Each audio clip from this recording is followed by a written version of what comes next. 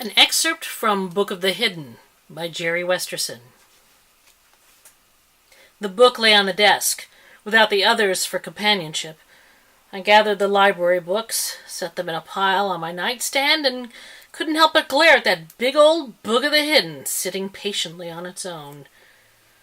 With a world-weary sigh, I threw the covers back and ran across the cold plank floor. Grabbing the monster book, I ran back to the bed and hopped in. Under the covers once more, I hefted the tome and laid it out on my legs.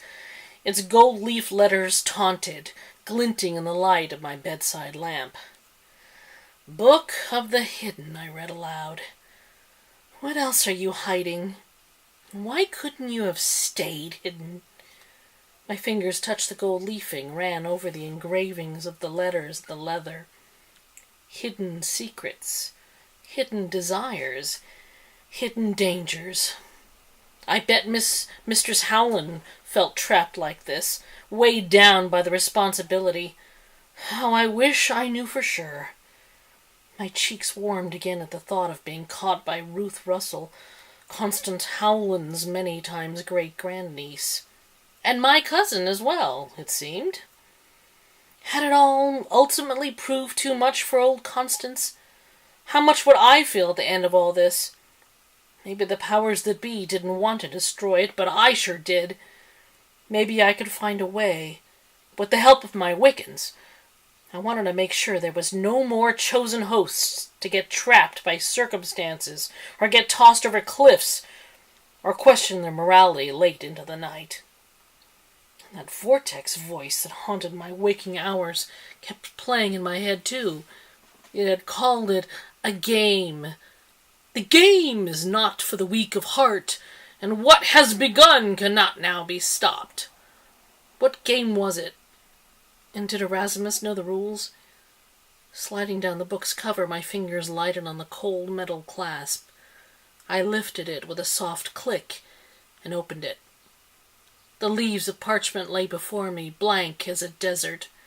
There was a pen on my nightstand, and I took it up. The book lay open on my legs, and my hands smoothed over the buff parchment. Nothing marred it. No line, no indentation, no ink smudge. It was as if nothing had ever been written on it. I put the tip of my pen to the top left-hand corner of flat vellum and closed my eyes. Taking a deep breath, I let my hand go, allowing no thoughts to influence me, no outside intrusions. All of my senses were attuned to the book, and I absorbed it like leaves took in sunshine. When I opened my eyes, I began my first sentence. A succubus has escaped the pages of this book, and it is my sacred duty to subdue and capture the beast in any way I can. I lifted the pen point from the page and simply stared at the letters in my own hand, scratched onto its even surface with heavy black ink. My heart swelled at this moment of triumph, but only for an instant. As I watched, this ink too began to sink into the plane of parchment and disappear. It was as if I had never touched it. No indentations from my pen remained. And I had been so sure it was going to stay. I set the pen aside and stretched my palms over the pages before me. "What is it you want? Why me?" No answer, of course. With a grunt of disappointment, I closed the cover. Because it was too big for my nightstand, I leaned over the side of the bed and set it on the floor.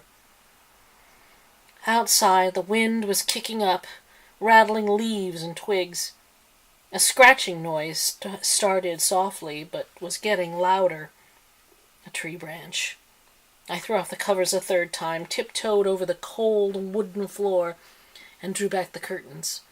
The moon was getting ready to set over the distant hills, and there wasn't much light left, but I could still make out the crackling foliage in my back garden, the silver-toned half-fence encircling the yard. A large oak tree near the house swayed from the wind, but its branches weren't close enough to touch the clapboard wall. So what was making that noise? I looked down again into the yard. an old glider swing, an arbor with dead morning glory vines on it, a pile of firewood and more to be split, and something else. Something in the middle of the yard I didn't recognize. I couldn't quite make it out, and I was trying to figure out if it was some wayward bit of laundry blown off of a neighbor's line, when the something uncoiled. At first I couldn't believe what I was seeing. It was as if something was being inflated like a balloon right in the middle of my backyard. It slowly rose, unfolding, and as it grew, I started to make out first a torso, then shoulders, and then head. My mouth opened with a gasp, and I pressed my hand against the cold window pane to steady myself.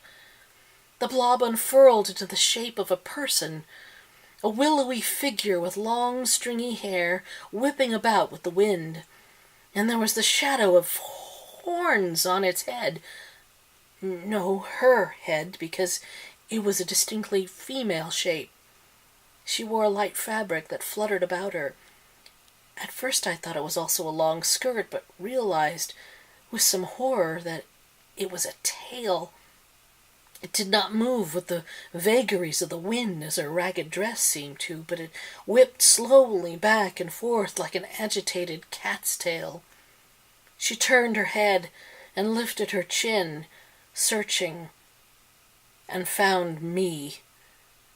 I could not see her face, but with the merest glint from the disappearing moon, I thought I saw fangs. And I did see eyes. Red, glowing eyes staring right at me. She walked toward the house in a strange gait, as if unused to using her two limbs. I couldn't move or scream, though I longed to do both.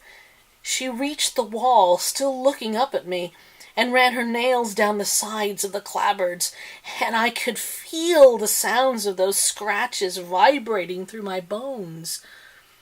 And then she climbed. She dug her nails, her talons, into the wood and pulled herself up. Her mouth gaped open. I could see it now. Her long tongue thrashed over her protruding fangs, flicking them, leaving them shiny and glistening. The hard scrabble of her talons against the clapboards shocked me into taking a step back. What was I going to do? I was in a complete panic mode. I couldn't even run. And where would I go? The skittering behind me made me jump and turn. The crossbow had armed itself, and it rattled on the chair, itching to come to me. Breathless, I raised my shaking hand. That was enough, and it soared across the room and slapped into my grip. Its solidity gave me strength, calmed me down. "Okay, bitch," said my quaking voice. "Let's take care of this now."